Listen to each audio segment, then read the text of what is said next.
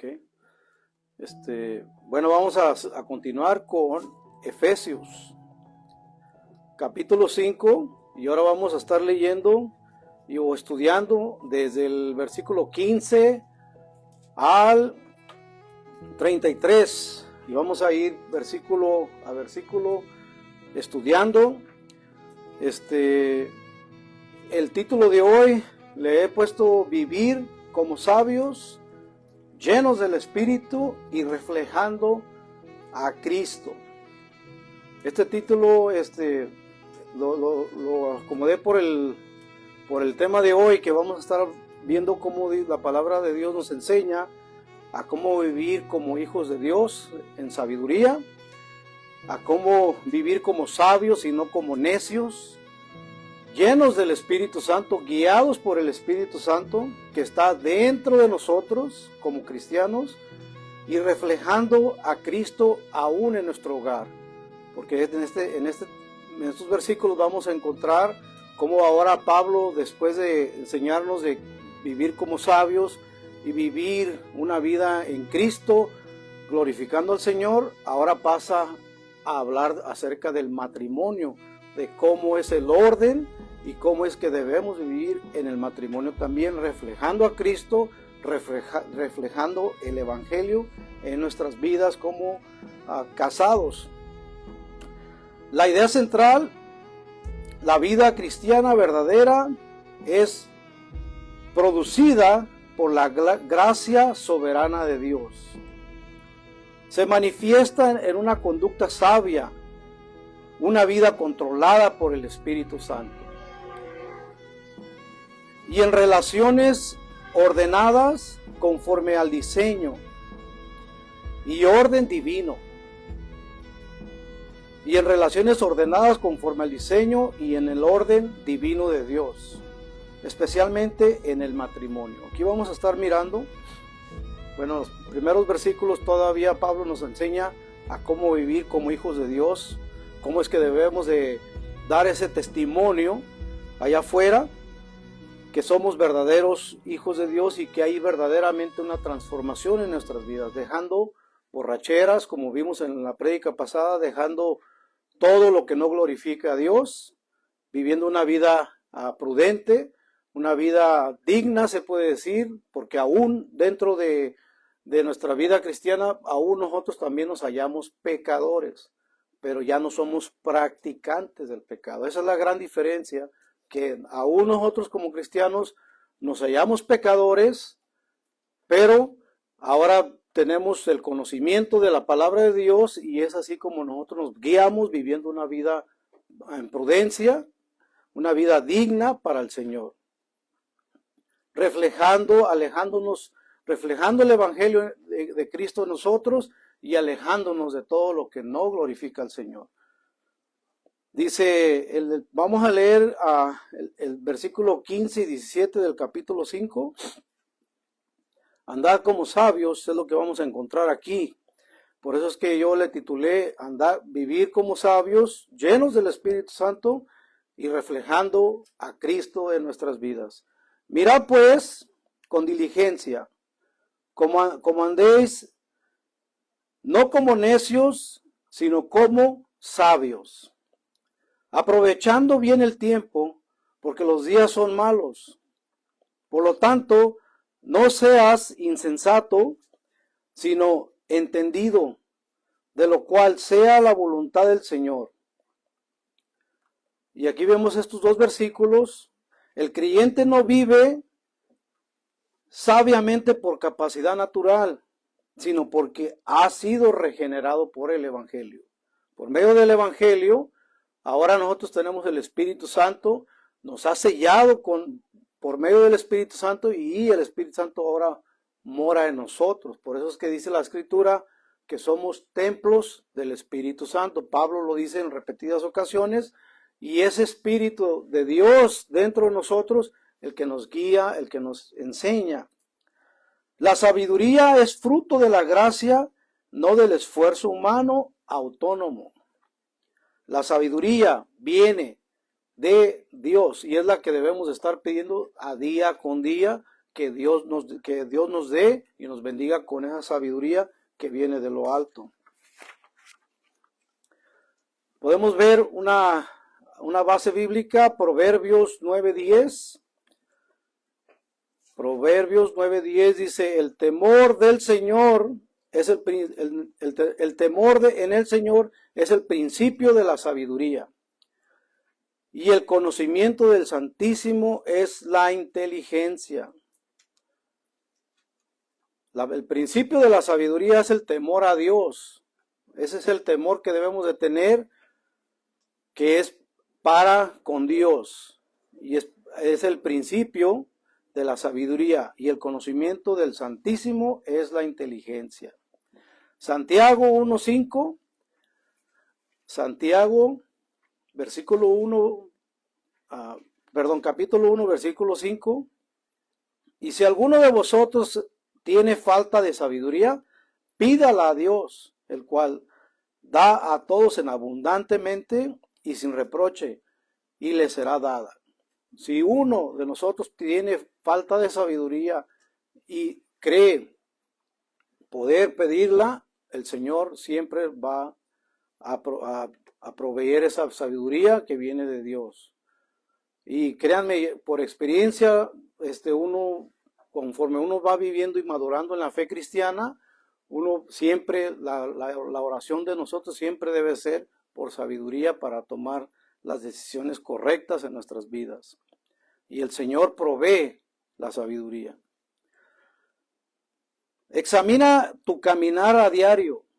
Esto es algo que tenemos que hacer siempre, examinar tu caminar a diario. Si estamos actuando con prudencia, si estamos actuando bajo la guía del Espíritu Santo o estamos actuando simplemente por impulsividad. Nosotros no debemos de ser impulsivos, debemos de ser controlados y tomar la sabiduría de Dios como guía por medio del Espíritu Santo de nosotros. Examina tu caminar a diario, refleja sabiduría espiritual. Es una pregunta que nos debemos hacer siempre, si nos estamos reflejando esa sabiduría espiritual que viene de Dios. Usa tu tiempo para la gloria de Dios, no para la carne. No estamos siempre para darnos gusto a nosotros mismos, sino también para glorificar a Dios con nuestra vida. Cuando uno tiene a Dios primero en tu vida, siempre la bendición va a ser grande para tu vida. ¿Por qué? Porque Dios no te va a dar algo que no te conviene. Dios te va a dar siempre lo mejor.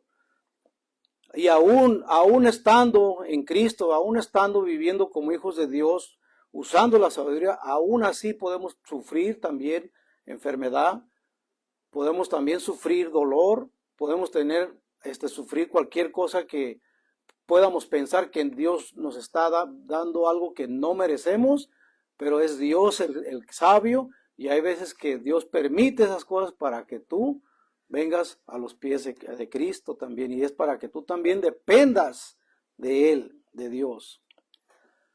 Llenos del Espíritu, no de la carne, es lo que debemos buscar todos nosotros. Vamos a leer ahora el 18 y el 21 del capítulo 5 de Efesios.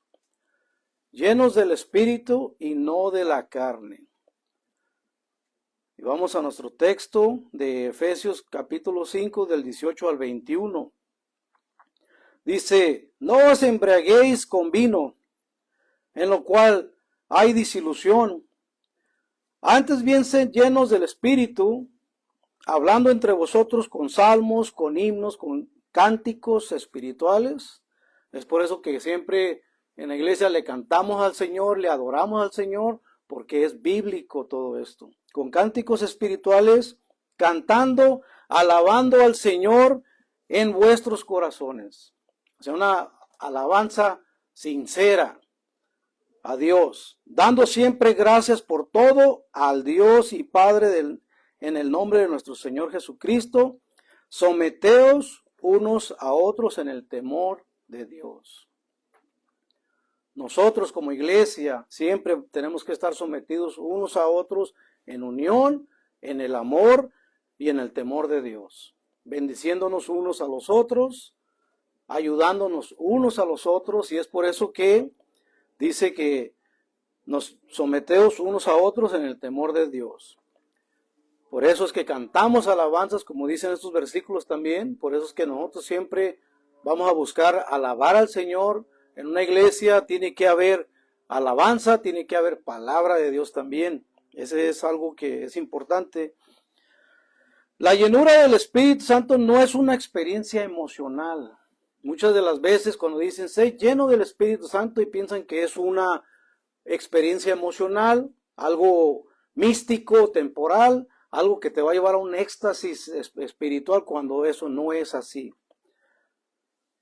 La llenura del Espíritu no es una experiencia emocional, tampoco es una experiencia mística sin control, porque Dios es un Dios de orden. Entonces el creyente, cuando es lleno del Espíritu Santo, es porque está sometido a la palabra de Dios en control, no en descontrol. Hay que tener mucho cuidado cuando hay esos descontroles espirituales y hacen un desastre en una iglesia porque se dejan llevar por las emociones. El creyente tiene que estar sujetado al control de Dios. Tampoco es una experiencia mística sin control total de la vida del creyente por Dios, sino control total de la vida del creyente por Dios. O sea, tiene que estar en control total la vida de un creyente por Dios Todopoderoso. Guiados por su palabra y Espíritu Santo en control de nosotros mismos, no en descontrol. Y esto se ve mucho dentro de muchas congregaciones donde hay estas experiencias emocionales y se dejan llevar por el emocionalismo y hacen un desorden en una iglesia. ¿Y qué dice Corintios? ¿Acaso no dirán estos están borrachos? Dan mal testimonio. Eso es un mal testimonio que están dando allá afuera. Es evidencia de la obra soberana del Espíritu Santo en el creyente regenerado. El control, porque Dios es un Dios de orden y es por eso que el creyente tiene que estar siempre en control. Gálatas 5:16. Gálatas 5:16, digo pues, andad en el Espíritu y no satisfacéis los deseos de la carne. Andar en el Espíritu y no satisfacéis los deseos de la carne. Colosenses 3:16.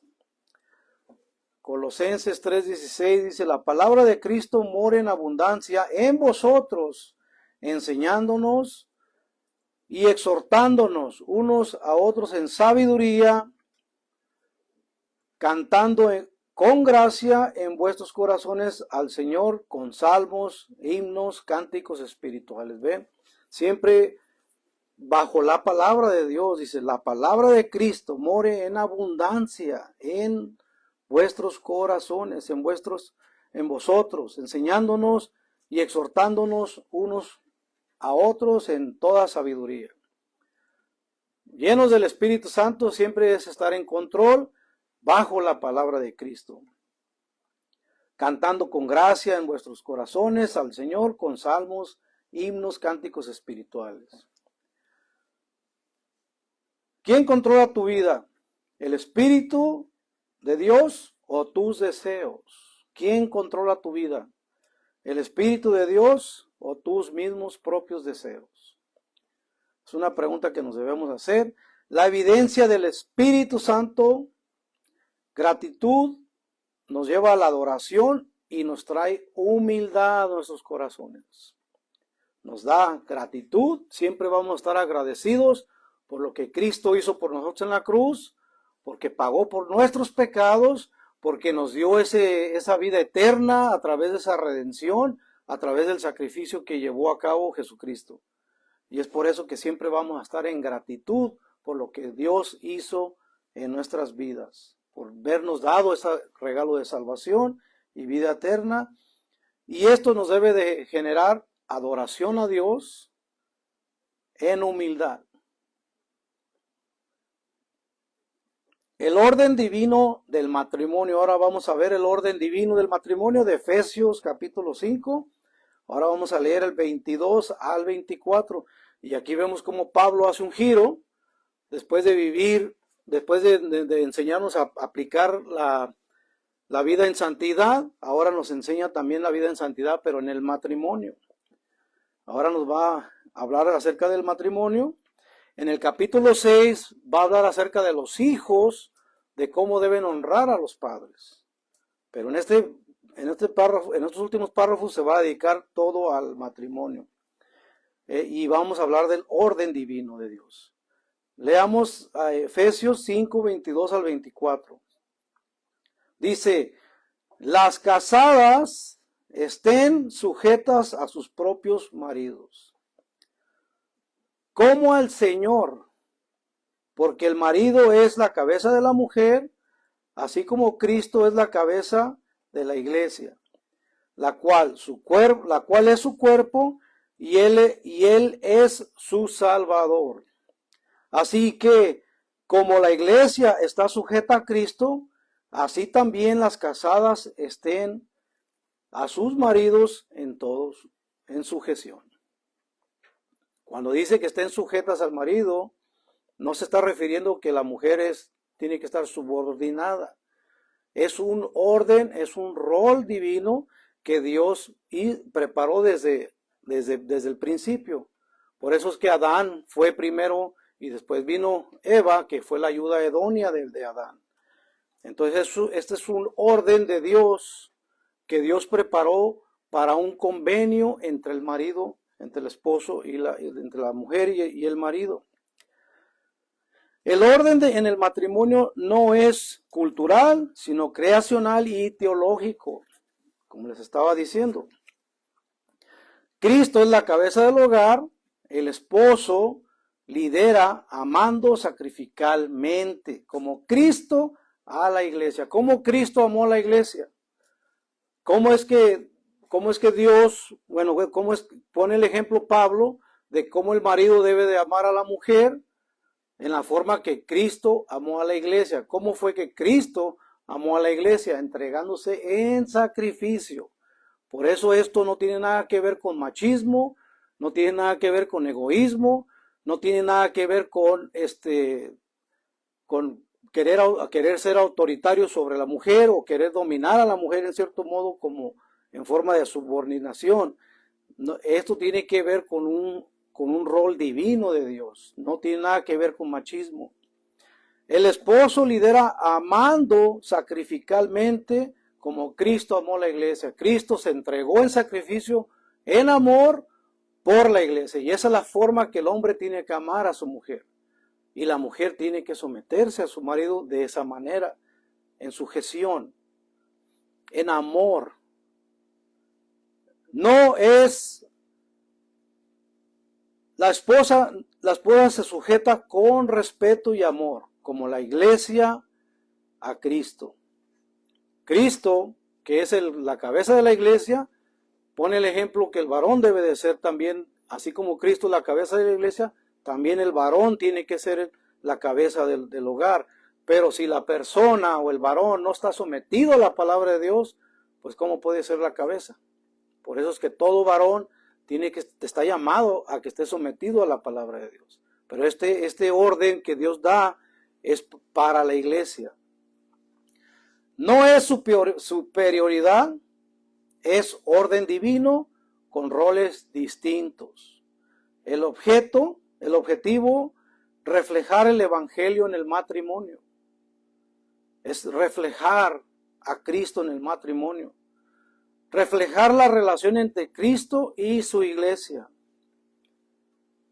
Cristo entrega su vida en sacrificio por la iglesia y esa es la manera que nosotros como varones tenemos que amar y cuidar a nuestras esposas. Y la mujer se sujeta al varón en amor, en obediencia. No es para ser superioridad, no es por superioridad, no es para subordinar a nadie. Un apoyo, vamos a ver Génesis 2:18. Génesis 2:18 dice, y dijo el Señor Dios, no es bueno que el hombre esté solo, le haré ayuda idónea para él. Y fue como Dios creó a Eva. En esto se está refiriendo que Adán estaba solo por mucho tiempo y miró que eso no era bueno para Adán, y es por eso que dice, le haré ayuda idónea para él. Y vino la mujer. Primera de Corintios 11:3. Primera de Corintios 11:3. Pero quiero que sepáis que Cristo es la cabeza de todo varón. Y el varón la cabeza es la cabeza de la mujer. Y Dios la cabeza de Cristo. ¿Ven cómo es son roles? Simplemente es un orden divino, creacional. Pero quiero que sepas que Cristo es la cabeza de todo varón y que el varón es la cabeza de la mujer y Dios es la cabeza de Cristo. Son roles, cada uno tiene distintos roles en el matrimonio también. La sumisión bíblica no es inferioridad, es obediencia a Dios. La sumisión bíblica no es inferioridad, es la obediencia a Dios. El matrimonio refleja el Evangelio, la relación con Cristo y la iglesia. Ahora vamos a ver del 25 al 30 de Efesios, el amor sacrificial del esposo. Ahora vamos a ver cómo el esposo tiene que amar a su esposa de forma sacrificada, para que no se sienta que es solamente el dominio de él.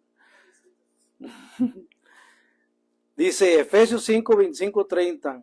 Maridos, amad a vuestras mujeres, así como Cristo amó la iglesia y se entregó a sí mismo por ella, para santificarla, habiéndola purificado en el lavamiento del agua por la palabra, a fin de presentársela a sí mismo una iglesia gloriosa, que no tuviese mancha ni arruga ni cosa semejante, sino que fuese santa y sin mancha.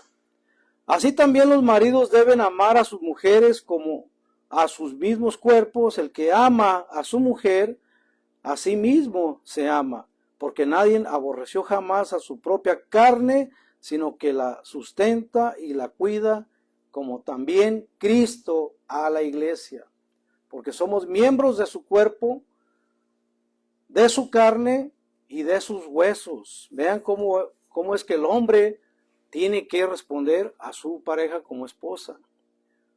Estamos llamados, todos los varones, a amar a nuestras mujeres de la misma forma que Cristo amó a la iglesia, que es de forma sacrificial. Y amar de forma sacrificada es que nosotros tenemos que cuidar de nuestras esposas hasta el final. El modelo del esposo no es cultural, sino Cristo mismo, amor sacrificial, redentor y santificador. Juan 15:13 dice, nadie tiene mayor amor que este, que uno ponga su vida por sus amigos. Miren la forma que Cristo amó la iglesia. Nadie tiene mayor amor que este, que uno ponga su vida por sus amigos. Como Cristo puso su vida por sus amigos. Esa es la manera, el ejemplo de cómo Cristo se sacrificó por la iglesia, y de la misma forma que nosotros debemos sacrificarnos por nuestras esposas. Amarlas, cuidarlas, vestirlas, protegerlas, dar nuestras vidas por ellas. Tito 2:14, ¿quién se dio a sí mismo por nosotros para redimirnos de toda iniquidad y purificar para sí un pueblo propio, celoso de buenas obras? El esposo debe amar de manera sacrificial. El liderazgo en el matrimonio se mide por tu sacrificio. Este es el liderazgo del matrimonio del varón. Se mide por tu sacrificio. Amad para santificar, no es para maltrato, no es para abusar.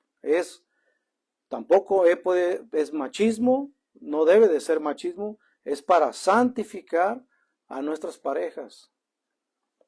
Es un orden divino de Dios, directamente de Dios. Este orden no es algo que nosotros lo aplicamos por nuestras propias cuentas, sino que es Dios mismo el que puso este orden. Y es bíblico. El misterio, Cristo y la iglesia. Ahora vamos a ver el misterio de Cristo y la iglesia. Vamos a leer del versículo 31 al 33 del capítulo 5. Efesios 5, 31 al 33. Dice, por esto dejará el hombre a su padre y a su madre, y se unirá a su mujer, y los dos serán una sola carne. Grande es el misterio, mas yo digo esto respecto de Cristo y de la iglesia.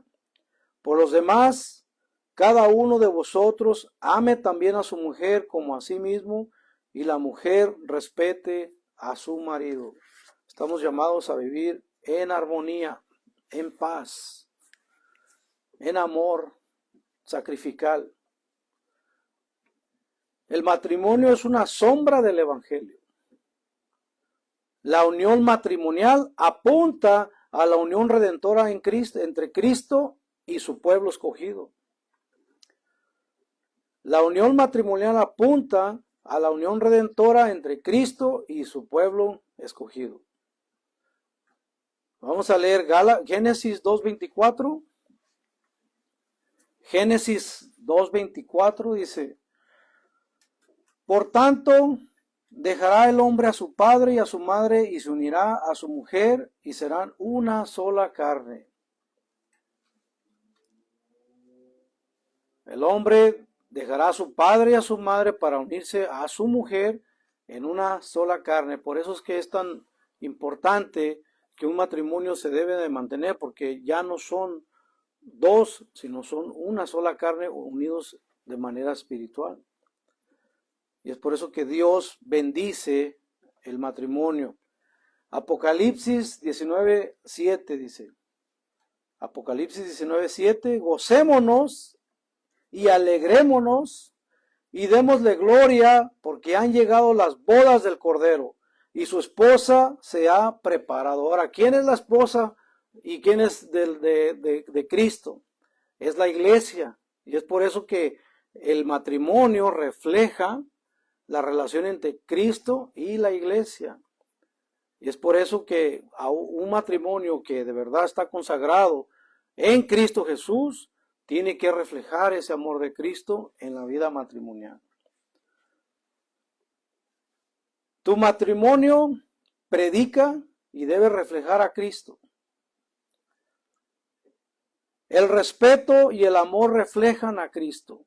El matrimonio no es un juego porque es sagrado. Debe de ser para siempre también. Es importante entender que Cristo, cuando Cristo te bendice como pareja, en relación, nosotros en ese amor sacrificial tenemos que amar a nuestras parejas en toda condición del tiempo que podamos pasar. Es incondicional. Tenemos que vivir, porque no siempre vamos a estar jóvenes y bellos, no siempre vamos a estar con toda la potencialidad de nuestras vidas. Podemos llegar a estar un día en silla de ruedas y no por eso vamos a dejar a nuestra pareja. Tenemos que sacrificarnos por nuestra pareja y tenemos que amar a nuestra pareja aún en condiciones de enfermedad, aún en dolor y aún en tristeza. Y es por eso que dicen lo próspero y en lo adverso. Y no solamente en las buenas, sino también en las malas. El amor es para siempre. El matrimonio debe de ser para siempre. No es juego. Y vamos a casi a concluir ya. El creyente transformado por la gracia por la gracia soberana, vive con sabiduría en un mundo malo, en un mundo perdido, en un mundo donde nos hablan que podemos divorciarnos en el momento que queramos y que del momento que queramos podemos cambiar de pareja. Este es el mundo malo en que vivimos y es por eso que nosotros nos apartamos para glorificar y honrar a nuestro Dios, guiados por el Espíritu Santo, guiados en sabiduría, y es por eso que la palabra de Dios debe estar siempre presente en nuestros corazones y en nuestras vidas para poder glorificar a nuestro Dios con nuestros matrimonios, y aún si vivimos somos solteros, aún también dar la gloria a Dios siempre para todo lo que hacemos para nuestro Dios. Reflejando a Cristo en el hogar, reflejando a Cristo con nuestras vidas. El matrimonio no es solo convivencia, es teología vivida. Realmente el matrimonio es un acto, es un convenio, pero también donde nosotros debemos de consagrarlo a nuestro Dios y reflejar a Cristo en nuestras vidas para la gloria y alabanza de nuestro Dios. Y con esto vamos a terminar. Espero que esta plática sea de edificación para los que escuchan. Padre, te damos gracias en el nombre de Jesús. Gracias, Padre, por tu palabra que siempre es edificadora. Siempre es grata, Señor, para nosotros, y Señor nos da un crecimiento espiritual, nos da un entendimiento claro de cómo debemos de vivir en sabiduría, viviendo como sabios y no como necios, Señor, y viviendo, glorificando nuestras vidas a ti. Señor, te pedimos, Padre, que nos sigas dando esa sabiduría que necesitamos, Padre, para poder tomar las decisiones correctas en nuestras vidas, Señor, y Padre, que nuestros hijos también crezcan conociendo estas bendiciones que tú nos das, y Señor, para que ellos también crezcan para tu gloria y para tu honra. Te damos toda la gloria y honor, Señor. Te doy toda la gloria, Padre, a ti, en el nombre poderoso y precioso de Jesucristo. A ti sea la gloria para siempre y por todos los siglos. Amén.